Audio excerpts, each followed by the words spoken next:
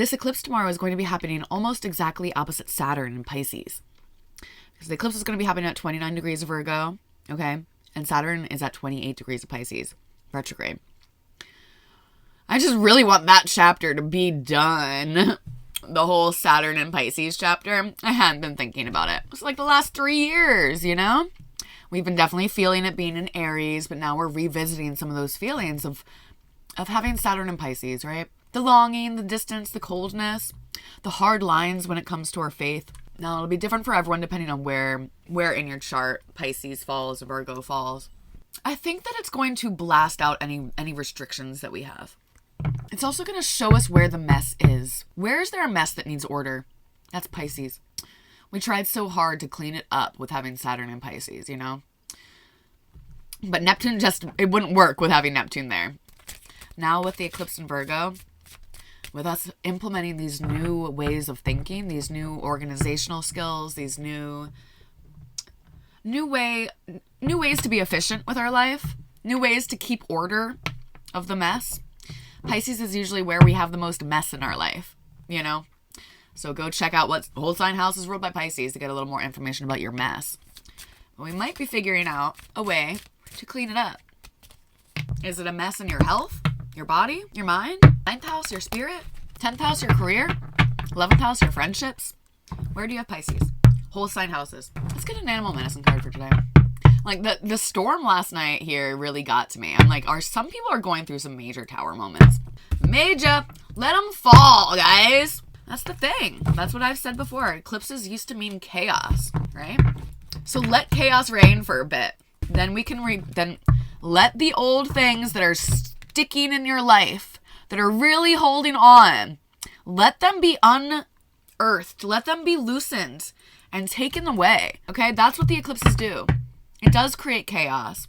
Where we might have been trying to have order where we shouldn't. Eclipses bring tower moments. And tower moments are always for the good. Always. Because we don't want towers built on faulty foundations. We don't want towers that are not stable, that are going to come down eventually, even if it's going to come down in like 10 years because it's a semi-stable foundation. Maybe it's missing just one fucking Jenga piece. This is a totemism I always say. It's Jenga, motherfuckers. You keep building that one piece that's missing. What's missing from your life? Why are you denying what you want? Animal medicine card, please. Oh, snake again. And grouse. Spiraling, twirling. It's funny. It's about the sacred spiral. The sacred spiral, guys. And transmutation again. Do we need one more? Oh, shit. I'm seeing wild boar and lizard. Okay, so we have wild boar reversed. We have lizard, we have snake, and we have grouse. Quite a few animals today. We're going to break this down, but it is looking like we need to transmute something. The sacred spiral. Not sure what lizard's about. I will read these or read sections of these at the end. Well, what I really like to do with these readings, guys, is it's kind of fun to pull an oracle card. And for me to not even know exactly what these are about, because I'm not the biggest oracle card person, I'm more of a tarot person, but it adds a little extra something, right? But by the end, we can read and see how the animal medicine, how the messages from the animals actually fits in with the tarot, with the stars, because everything is connected. So let's find out, right? Let's get into a little tarot now. We are right at the turn of a major cycle ending. Major cycles are ending right now. Okay? Oh, there was something that came to me. Oh, this was a great one. This came to me last night while I was fucking sleeping. Oh, I'm glad I remembered. Sometimes I'll get these totemisms and then they go away for like a month. Or sometimes even a year. Quintessence of dust. These are Shakespearean insults. So, you know Mario Kart? You know that's how I got my name? Okay, here's a little story time. I got my name from playing Mario Kart and trying to beat my brother at it. My brother was always a lot better at playing games than I am. He's a lot better at anything competitive growing up, but I kind of gave up on competition except for Mario Kart. Except for, that was the one video game that I was kind of good at enough and that I enjoyed doing enough that I decided to try to beat him, right? So I got really good, and I would always use Toad. Why? Because it's the fastest.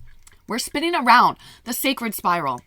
I needed to tell you guys this story. This is a good one. Yeah, think about spinning around the tracks, spinning around the courses, driving around the courses in Mario Kart. Okay, think of that like spinning around the wheel of the zodiac.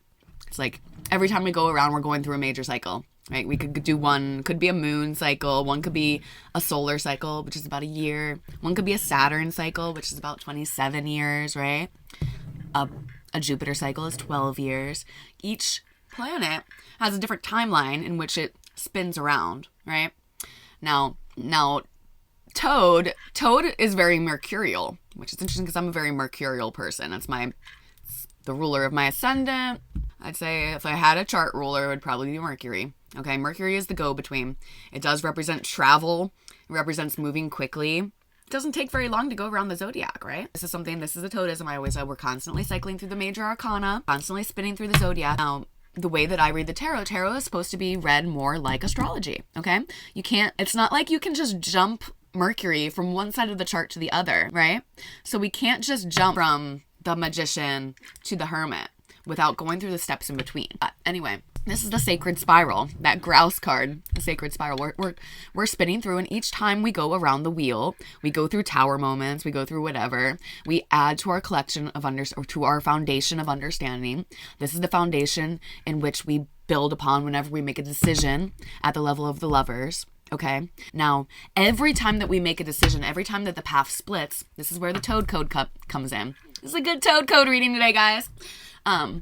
So every time that we get to the lovers and we get to make a decision, that's when our timeline splits, right? That's when we can level up with every decision. We can level up anytime. We can let go of our old self anytime.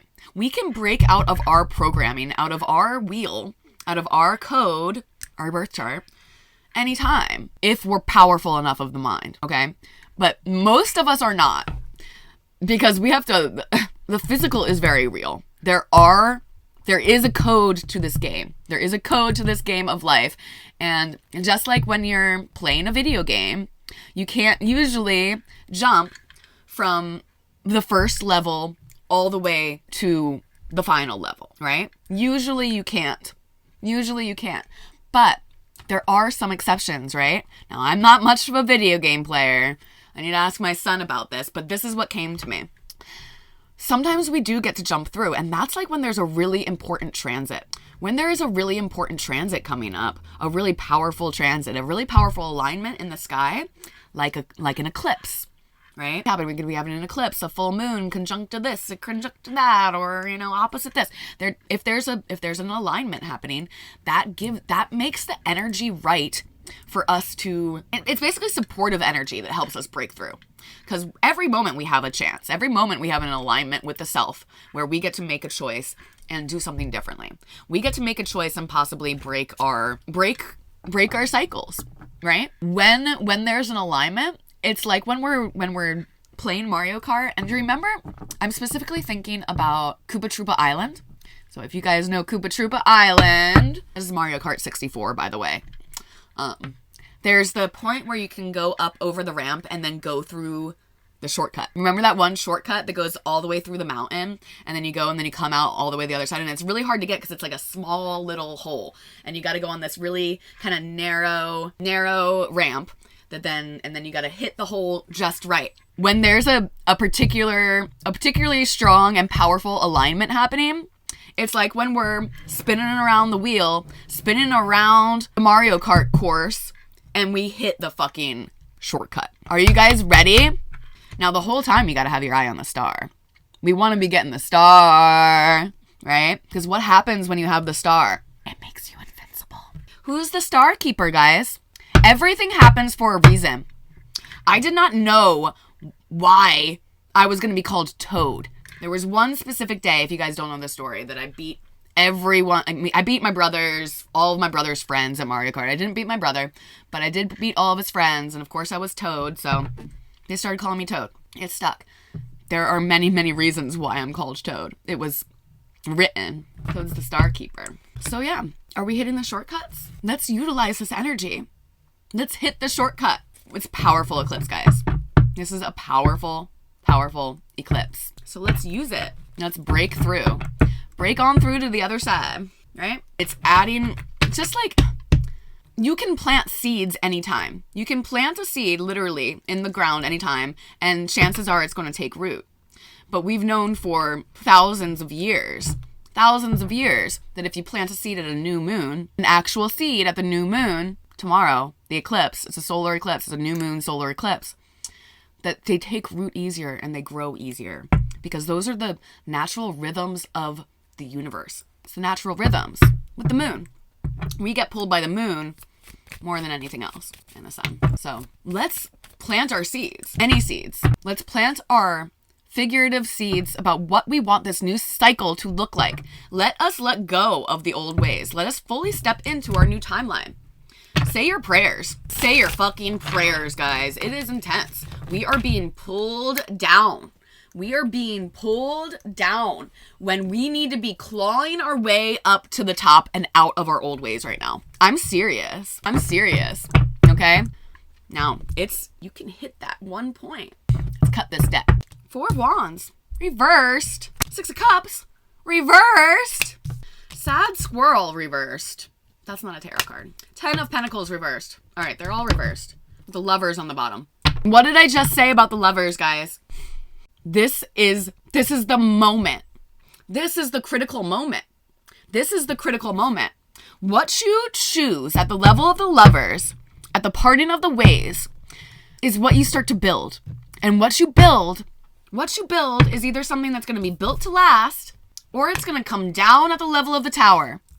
And that's why I use this card. That's why I use this card to illustrate that. Because we need to be building on a foundation like this. This is what it means. We follow the fire until we can start building our life on it. Because we've been denying the fire. We've been denying what lights us up inside. We've been sad squirreling it. Now, I like to turn them all upright when they're reversed, but we do have the Lovers upright on the bottom of the deck. I gotta get more. This is crazy. Critical. That's crazy too. I forgot that I took it off. 6 and then 7. It goes in order always for a reason. It goes in order always for a reason. Now, I pull cards and it's going to make sense. This is to show that everything is connected. This is what the synchronicities are to mean, are to show the signs and wonders that it's all connected. Okay? But that doesn't mean that we're not going in order. That doesn't mean that if I pull the Lovers card, that the Chariot doesn't come next. And if we don't choose based on a firm foundation at this level, then we're spinning around. Then we're hitting a tower. Oh my gosh. We have an opportunity. Guys, the lightning storm.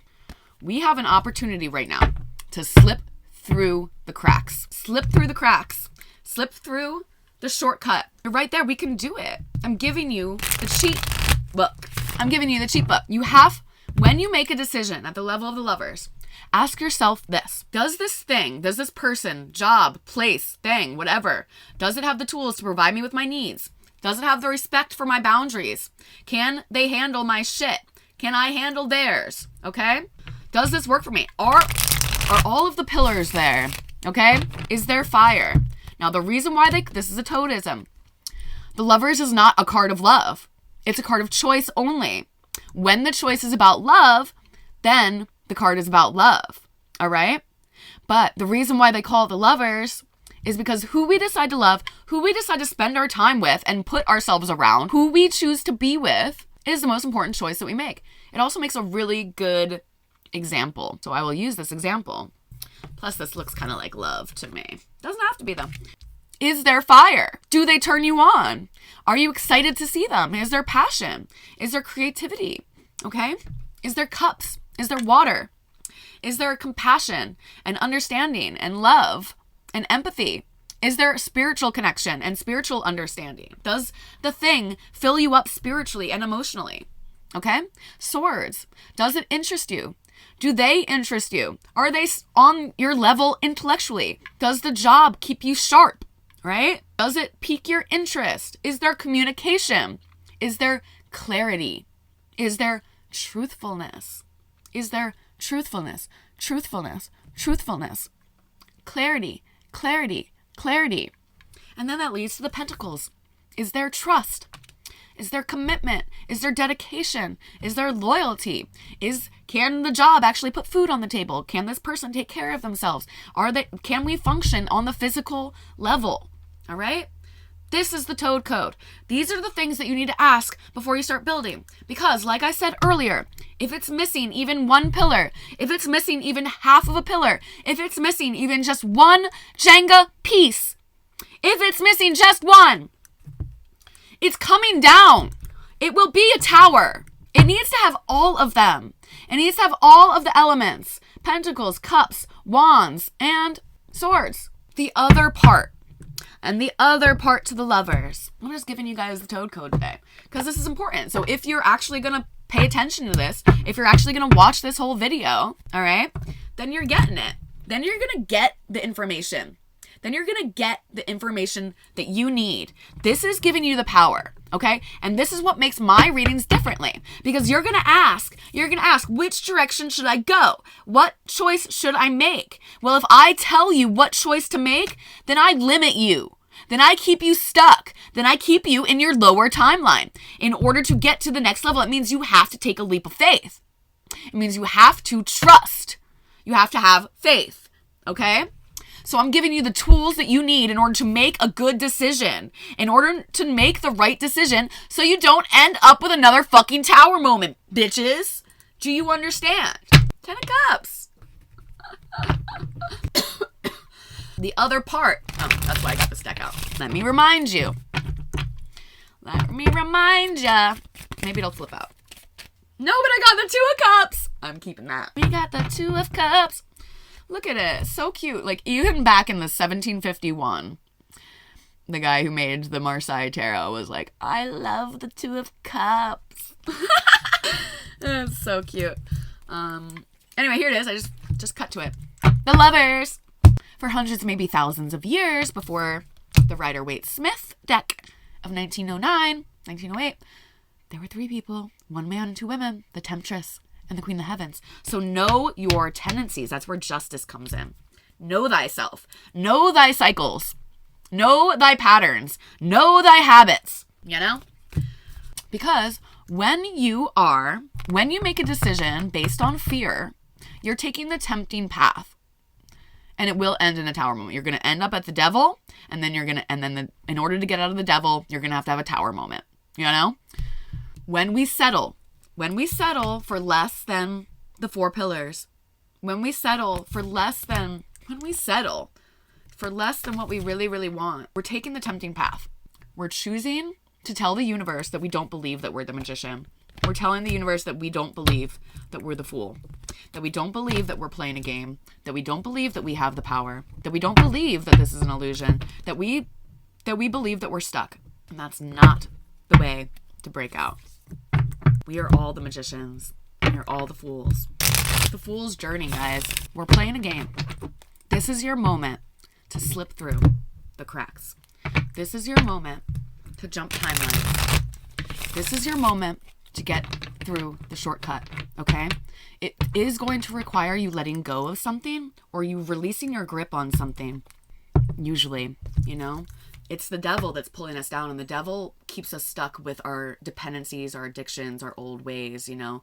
The things we think we need out of comfort, the things that we think we need, right? But we have to remember that we are the magician, that we are the fool. This is when we forget. Number 2, the black and white thinking. This is the black and white thinking that will keep us stuck, that will make us turn around and go back to the drawing board, all right? If you question yourself, if you're being given the information right now. You're being given the fact that we have the tools, that we have the keys to unlock ourselves and to get out of our cycles, right? And everything that I say to you, doesn't it just feel like you remember? You're remembering these things. We all have all of the secrets within us. We just need to remember and hold that knowing. So whenever you feel the anxiety or the doubt or the fear come into your mind, release it, because that's the devil. That's the devil. It's the little devil on your shoulder that says, oh yeah, no, I'm stuck. Oh yeah, no, I'm not strong enough. Oh yeah, no, I'm not good enough. Oh yeah, no, I can't do this. You can. You can. You can. Just hate seeing all these lovely cards reversed. Let's get a little more info from the cards. If you need help with this, if you're having trouble understanding the Toad Code, if you're having trouble understanding the foundation, if you're having trouble making a decision, please hit me up. This is what I specialize in. Okay, I can help. Let's do a reading. I won't turn you away. It basically just looks like someone's making a decision about whether or not to have, like, love in their life, children, a family, because all of these look like children and families and happiness, legacy, you know, building our life on celebration, openness, joy, coming out of the walls of the city, laying everything out on the table, my Toad Code card, right? Soulmates, past lives, children, giving and receiving, the house, spouse, the kids, the dogs, the legacy, and the question, and the crossroads. I wonder what's making this decision so hard. Oh, look, I stopped shuffling on the King of Wands. So, hello to my torchbearers. There could be a King of Wands character that is having trouble with this decision. It could be a lack of confidence, right? It could be ego. Now, the King of Wands reversed, like, think of a Leo reversed. Think of a fire sign reversed. It could be arrogance, hot-headedness, you know, something like this. Or just a lack of confidence, a lack of fire, a lack of drive, okay? King of Wands. Come on, you are the director. You are the director of your life, guys. You can be the main character. You are the main character, okay? And it's just up to you to decide what you want your life to look like and then start living like it. Start living like you're the boss. I love it. Each time that we spin around the wheel, each time that we go around the course, the racetrack is like each time we spin around the wheel. And when there's a good alignment, when there is a good alignment in the sky, we have an extra chance to slip through the cracks, to remember our power, to utilize the energies and level up. Like, whoa. What is holding you back? What is holding you back? Is it this type of mindset? The sun is opposite Saturn right now. All right? Yeah, the new moon's tomorrow, but the sun is exactly opposite Saturn. Now, the sun opposite Saturn in general, think about it. Do you have the sun opposite Saturn in your natal chart? Go look. Go look and see if you have the sun opposite Saturn, okay? Because it's going to make you naturally pessimistic. It's going to make you naturally cold and distant. It's going to make you feel bitter. You've probably been around, again, if you are tuning into my teachings, if you are liking what I'm having to say, it means you've been around for a long time. It means you've been playing this game of life for a long ass time. And you know what? You probably are sick of it. You're probably sick and tired of it. You don't want to play the game of life anymore. I talked to an old friend last night, and this was very real. This is a real thing for us very old souls. A big lesson for us is having to come to terms with having to be back on Earth. And the way that we do that is to remember the part of the Toad Code is that we came here to have fun. A part of the Toad Code with the Magician and the Fool. We came here to have fun. We have to remember that. With the sun opposite Saturn, like, so it's happening right now and we're all kind of feeling it, but if you have it also in your natal chart, you know, it just makes you very pessimistic. It can make you feel like really bitter about life. And that is like kind of what happens. Like, Saturn is Father Time. He represents like having been through everything, right?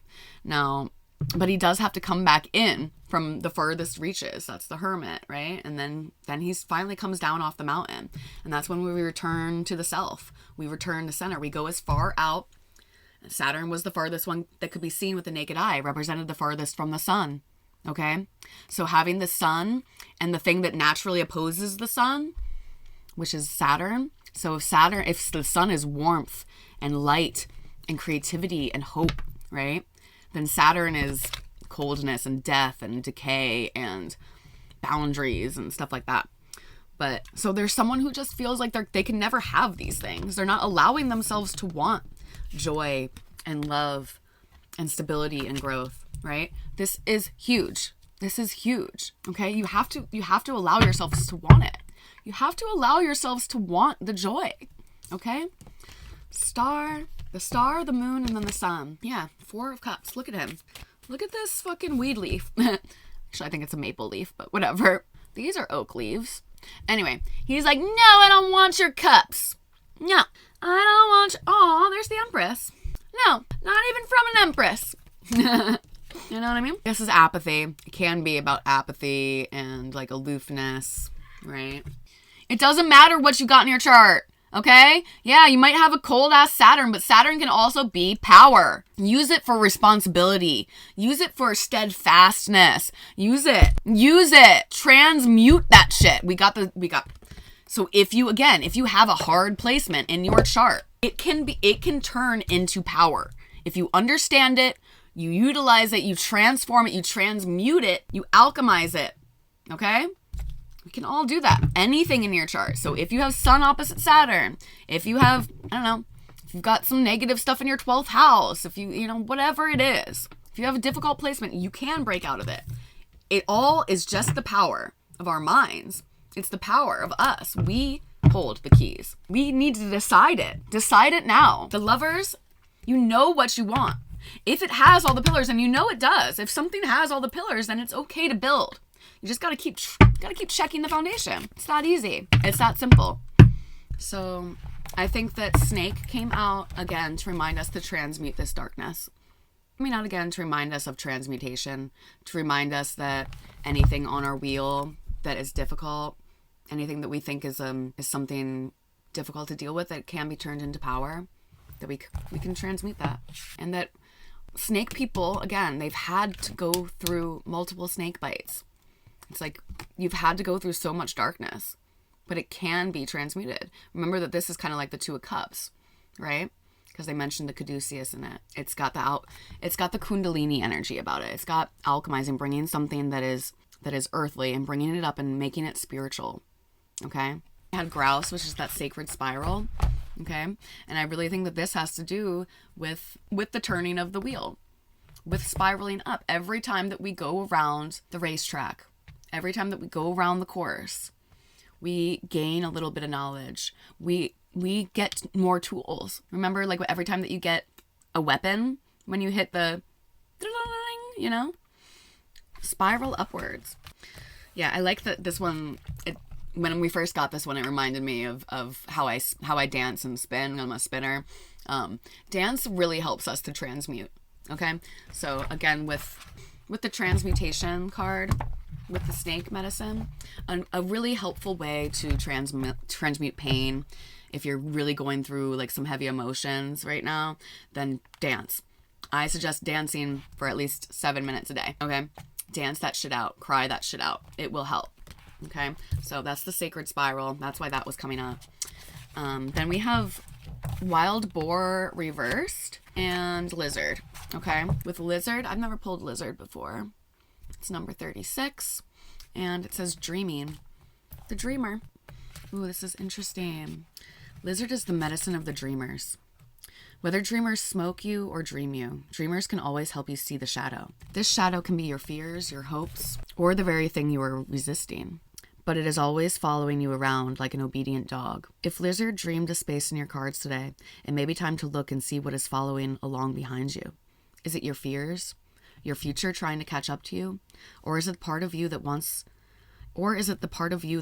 to ignore your weaknesses and humanness? Lizard may be telling you to pay attention to your dreams and their symbols. Notice your patterns, guys. Okay. Pay attention to your dreams. Like, what are you manifesting right now? Okay. I think that this is one, it's asking some of us to pay attention to our dreams. For two, it's asking us to dream bigger. Okay. Like, with these being the cards, all of these lovely cards reversed, I really think the message today is for these people with Saturn, Sun Saturn stuff. And it's just the feeling that we have overall today. And this is what we need to overcome with these eclipses. What we need to focus on with these eclipses is allowing ourselves joy and love and harmony and commitment and stability. All right. Allow yourself to dream. Allow yourself to want. Okay. Now let's read about wild boar reversed. Wild boar says confrontation. I'm just going to read the contrary. If wild boar appears in the contrary position, this could be a warning. Because you have been unwilling to confront some challenge, situation, or feeling, it is about to explode in your face. It could be time to evaluate any avoidance mechanisms. Denials can vanish when you confront them with unflinching honesty. If some lie is present, now it is time to come clean with yourself or another. Have you dishonored yourself by breaking a trust? Be strong and make amends. If you do not believe that you are brave enough to confront your mistakes or denials, quit lying to yourself and acknowledge your authentic power. Come on. Of the honorable self within. Remember, you can call upon Wild Boar to help cut through feelings of helplessness or weakness. They're denying the magic. Someone's resisting some sort of truth, something that they know they have to do, something they know they have to transmute. They've been resisting a conversation, maybe. Again, I've been picking up on like the Justice card a lot lately. There's some sort of truth that needs to be revealed.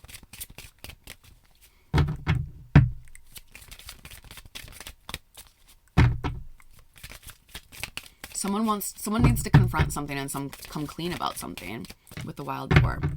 Okay? And this could just all be about this. This is the spiritual process. Someone just could be resisting the spiritual process, resisting the spiritual path. When this is what happens at the turn of an age, right? We need the Emperor and the Empress to come together within ourselves first. Like we need the integration of the masculine and the feminine, and we need the integration between the spiritual and material, or else you're going to be stuck playing the game of life for a lot longer than you want to. Guess what card just fell out? Justice. There is something that someone needs to do that they've been denying, and if they don't do it,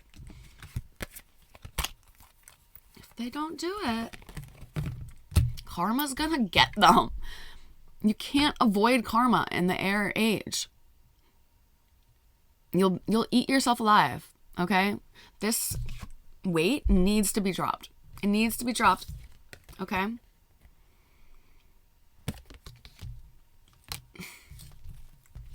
All right. I love you guys.